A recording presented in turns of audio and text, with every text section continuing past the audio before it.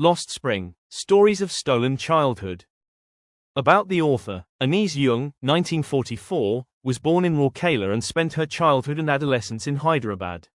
She received her education in Hyderabad and in the United States of America. Her parents were both writers. Anais Jung began her career as a writer in India. She has been an editor and columnist for major newspapers in India and abroad, and has authored several books. The following is an excerpt from her book titled Lost Spring: Stories of Stolen Childhood. Here she analyzes the grinding poverty and traditions which condemn these children to a life of exploitation. Sometimes I find a rupee in the garbage. Why do you do this? I ask Saheb, whom I encounter every morning scrounging for gold in the garbage dumps of my neighborhood. Saheb left his home long ago. Set amidst the green fields of Dhaka, his home is not even a distant memory. There were many storms that swept away their fields and homes, his mother tells him. That's why they left, looking for gold in the big city where he now lives. I have nothing else to do, he mutters, looking away. Go to school, I say glibly, realizing immediately how hollow the advice must sound. There is no school in my neighborhood. When they build one, I will go. If I start a school, will you come? I ask, half joking. Yes, he says, smiling broadly. A few days later I see him running up to me. Is your school ready? It takes longer to build a school, I say, embarrassed at having made a promise that was not meant. But promises like mine abound in every corner of his bleak world. After months of knowing him, I ask him his name. Saheb-e-Alam, he announces. He does not know what it means. If he knew its meaning, Lord of the Universe, he would have a hard time believing it. Unaware of what his name represents, he roams the streets with his friends, an army of barefoot boys who appear like the morning birds and disappear at noon. Over the months, I have come to recognize each of them.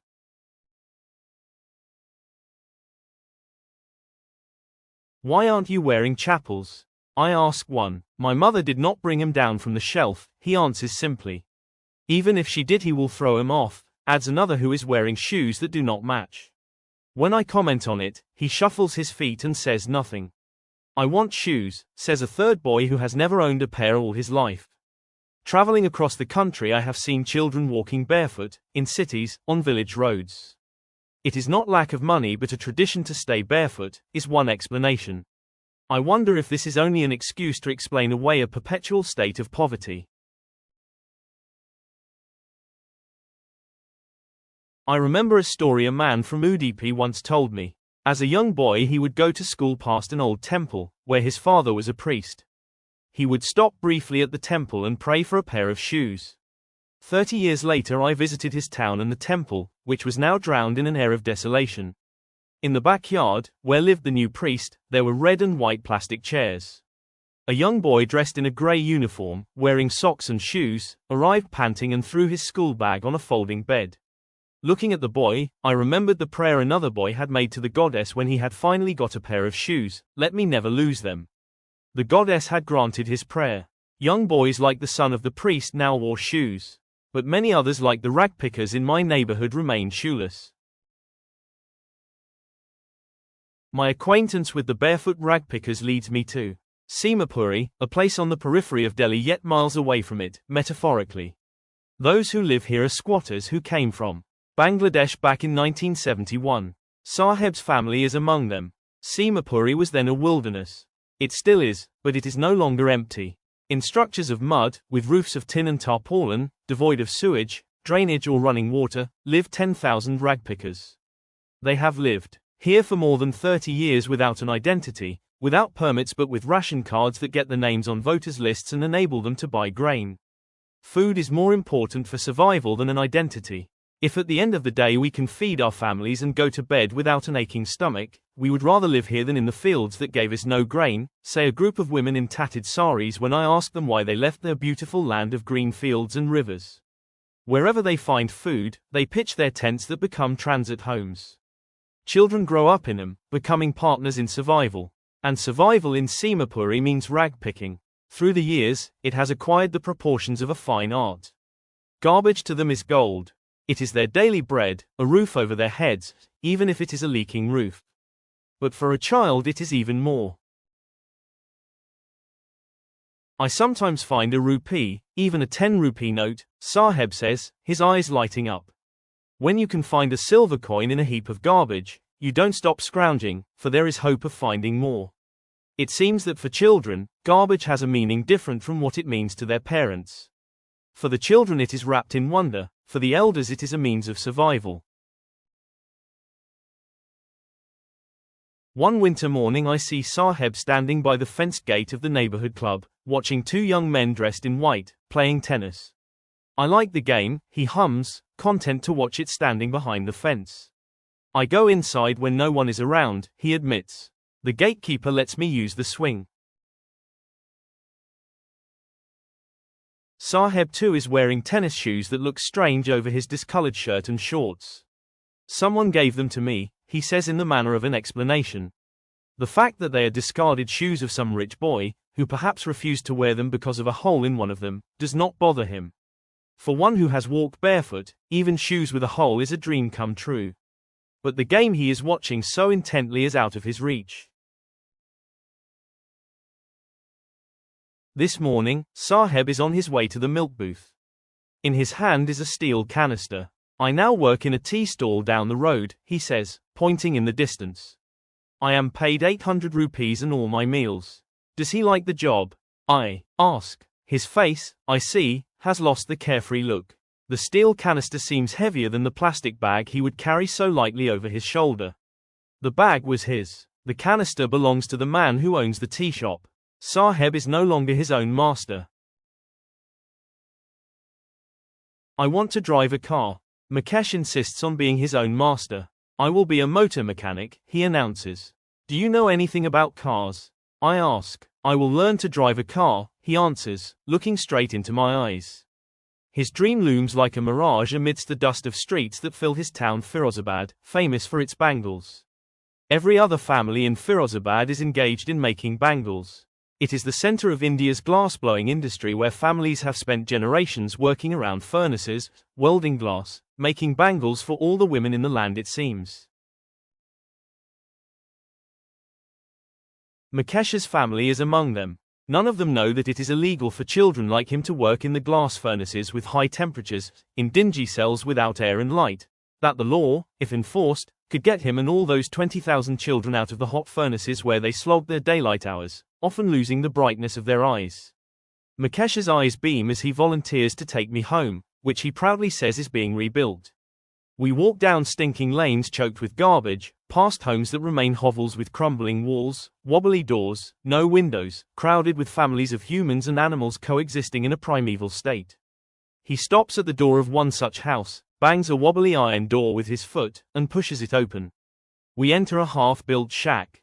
In one part of it, thatched with dead grass, is a firewood stove over which sits a large vessel of sizzling spinach leaves. On the ground, in large aluminium platters, are more chopped vegetables. A frail young woman is cooking the evening meal for the whole family. Through eyes filled with smoke she smiles. She is the wife of Mukesh's elder brother. Not much older in years, she has begun to command respect as the Bahu, the daughter-in-law of the house, already in charge of 3 men, her husband, Mukesh and their father. When the older man enters, she gently withdraws behind the broken wall and brings her veil closer to her face. As custom demands, daughters-in-law must veil their faces before male elders. In this case the elder is an impoverished bangle maker. Despite long years of hard labor, first as a tailor, then a bangle maker, he has failed to renovate a house, send his 2 sons to school.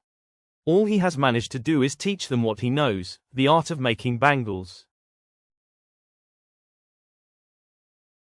It is his karam, his destiny, says Mukesh's grandmother, who has watched her own husband go blind with the dust from polishing the glass of bangles. Can a God-given lineage ever be broken? She implies. Born in the caste of bangle makers, they have seen nothing but bangles, in the house, in the yard, in every other house, every other yard, every street in Firozabad. Spirals of bangles, sunny gold, paddy green, royal blue, pink, purple, every color born out of the 7 colors of the rainbow, lie in mounds in unkempt yards, are piled on four-wheeled handcarts, pushed by young men along the narrow lanes of the shanty town.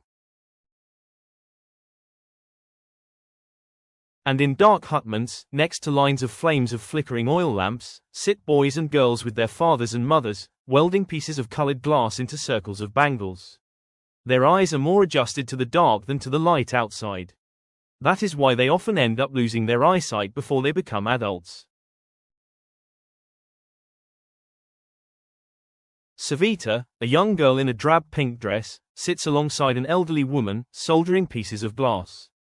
As her hands move mechanically like the tongs of a machine, I wonder if she knows the sanctity of the bangles she helps make.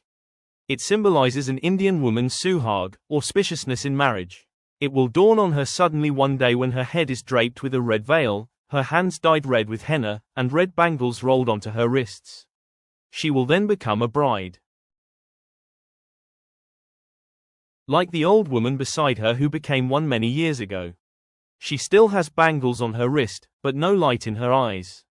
Ek waqt sir bar khana bhi nahan kaya, she says, in a voice drained of joy. She has not enjoyed even one full meal in her entire lifetime. That's what she has reaped.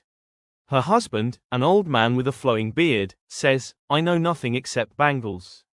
All I have done is make a house for the family to live in. Hearing him, one wonders if he has achieved what many have failed in their lifetime. He has a roof over his head. The cry of not having money to do anything, except carry on the business of making bangles, not even enough to eat, rings in every home. The young men echo the lament of their elders. Little has moved with time, it seems, in Firozabad. Years of mind-numbing toil have killed all initiative and the ability to dream. Why not organize yourselves into a cooperative? I ask a group of young men who have fallen into the vicious circle of middlemen who trapped their fathers and forefathers. Even if we get organized, we are the ones who will be hauled up by the police, beaten and dragged to jail for doing something illegal, they say. There is no leader among them, no one who could help them see things differently. Their fathers are as tired as they are. They talk endlessly in a spiral that moves from poverty to apathy to greed and to injustice. Listening to them, I see two distinct worlds, one of the family, caught in a web of poverty, burdened by the stigma of caste in which they are born, the other a vicious circle of the sahukars, the middlemen, the policemen, the keepers of law, the bureaucrats and the politicians. Together they have imposed the baggage on the child that he cannot put down. Before he is aware, he accepts it as naturally as his father. To do anything else would mean to dare. And daring is not part of his growing up. When I sense a flash of it in Mukesh, I am cheered. I want to be a motor mechanic, he repeats. He will go to a garage and learn. But the garage is a long way from his home. I will walk, he insists. Do you also dream of flying a plane? He is suddenly silent. No, he says, staring at the ground. In his small murmur there is an embarrassment that has not yet turned into regret. He is content to dream of cars that he sees hurtling down the streets of his town. Few airplanes fly over Firozabad.